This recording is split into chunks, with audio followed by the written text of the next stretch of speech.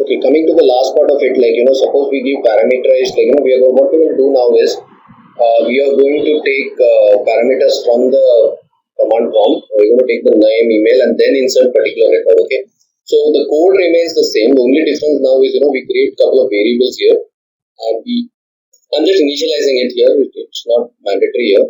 So I say input. When we give input, this will wait for data to come in from each of this input and get stored in this variable. And then what we do is we connect to the database, and then we have to insert what we do here is we insert into account name, email.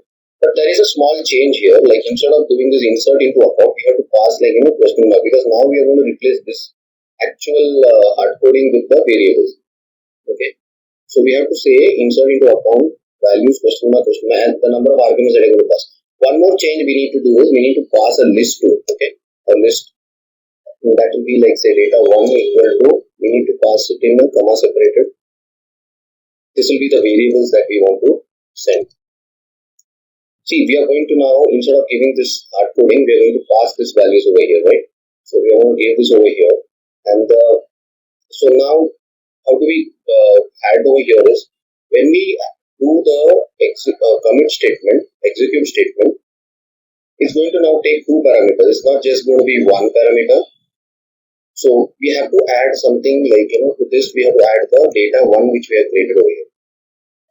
A normal con.execute, what it will do is, it will do a normal execute if you give the hardcode parameter, but if you give variables, then you can give two statements. The first will be the SQL, and the second will be your data list that you want to pass through. Okay. So once you do that, it's going to take the data from the UI and pass it on. Let's see how this works. Give some formatting here. We head to the prompt here. Okay, so now I want to run that particular file from the prompt. So now we need to enter the say.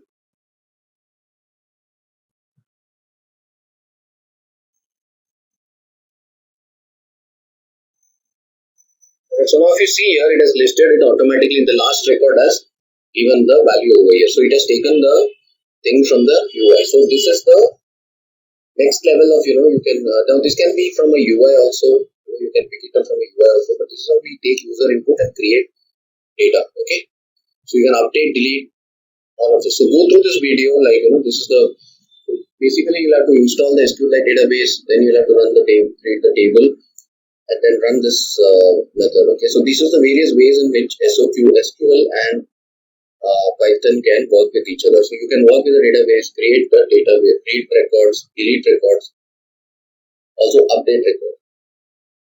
Okay, so this is how we are working on it. So you need to basically use the connection object to connect, and it will return you the connection object. Using the connection object, you can execute the commands, and you can commit. You can also query for, or you can do an insert query and then go through the records.